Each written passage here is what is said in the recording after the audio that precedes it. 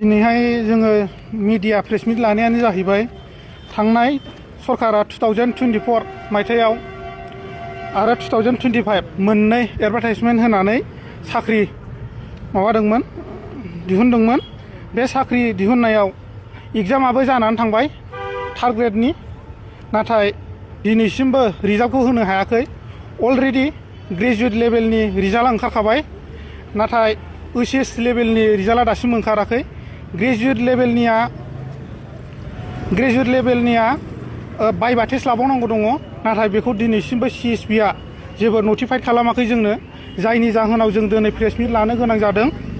जोङो BTC सरकार आरो CSP बर्डखौ खावलायनो सानो जाहाथे बे प्रसेसखौ थाबैनो खालामो। मानोना इयुथफोरखौ सिगांनि सरकारखौ जाबायदि इयुथफ्रा रागा जोंनानै जेरैबायदि सिफायदोंमोन, इयुथआ नैबे दानि सरकारखौबो MLA इलेक्सनाव बिनि फिनजाथायखौ मोननो हागौ। बेखायनो जों रिकुवेस्ट खालामो हाग्रामा सार आरो CSP बर्डखौ जाहाथे थाबैनो प्रसेसखौ होयो। दिनैहाय बे एडभार्टाइजमेन्ट आरो बे साख्रियाव गोबां इयुथफ्रा खरसा जादों। खरसाल' नङा, जाहैबाय बैसोनि खोथा थायो इयुथफोरनियाव, जायनि जाहोनाव जों दिनै खुद्रि सारनो गोनांथि जादों। आरो जोङो बे सिलेक्सन प्रसेसआव नैबे दङ, एडभार्टाइजमेन्ट दङ 2024।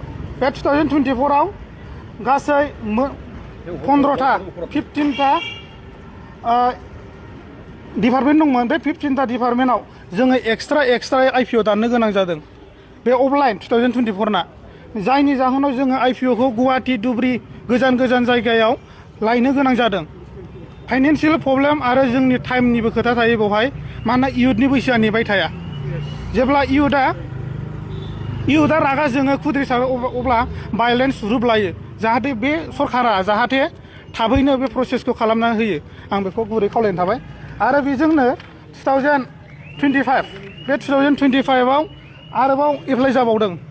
बिदिनो बेनो थार्ड ग्रेडनि बेवहाय दंमोन, बेवहाय टटेल OCS लेभेल डिग्री लेभेल बेवहायबो। आरो 2025नियाव मा दङ, बे फोर्थ ग्रेडनिबो दङ। फोर्थ ग्रेडनि पस्टआ दं 275टा।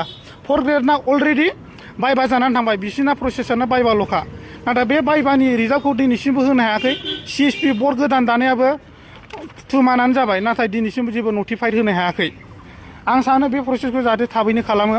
थार्ड ग्रेडआव टटेल पस्ट दंमोन अफलाइनआव 372 आरो अनलाइनाव दंमोन डिग्री लेभेलाव 190 आरो OCS लेभेलाव दङ 104। बे रिजाल्टखौ मानि थाखाय दिनैसिमबो रिजाल्टखौ फाइनाल रिजाल्ट होनो हायाखै, सरकारा बे कुइसन खालामनाय जाबाय। गोजोन्थों। जुदि दानि सरकारा सिगांनि जिथु एडभार्टाइजमेन्ट होनाय बेखौ जुदि केन्सेल खालामोब्ला केन्सेल खालामा जोङो आयेननि राहा लागोन। आरो मोनसे खोथा बुंबावनो सानदों जोङो, जोंनि आसामनि गभर्नर आरो जोङो इन्डियानि प्रेसिडेन्ट बिथांमोननोबो जोङो लेटार लिरनो हागौ। more than 10,000 स्टुडेन्टफोरनि थैनि साइन लानानै जोङो लेटारखौ हरगोन।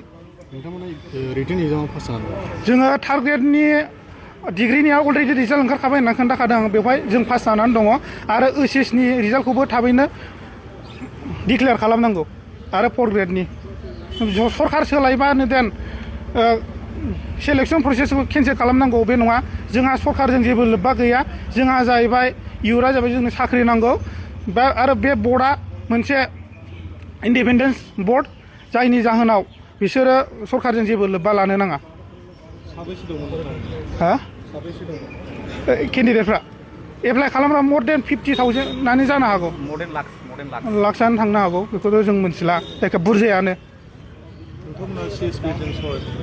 CSPजों जोङो सावरायखांबाय, चेयारमेन सारजोंबो जों खननै जाबाय। चेयारमेन सारा बुंदों नायगोन होननानै बुंदों आरो, खिन्थु दिनैसिमबो दासिमबो जेबो खबर गैया। हाग्रामा साराबो जागोनल' होनदोंमोन, अक्ट'बराव रायज्लायखांबाय जों, नाथाय दिनैसिमबो जेबो खबर गैया। नाथाय खोनानो मोन्दों जोङो केन्सेल खालामगोन। नाथाय मोनसे प्रसेसै फैनाय, मोनसे प्रसेसै एडभार्टाइजमेन्ट होनाय, प्रसेसै एग्जाम खुंनाय, रिजाल्ट होनाय, बेखौ इजिलि केन्सेल खालामोब्ला जों इयुथफ्रा ओरैनो जिरायनानै थानाय नङा।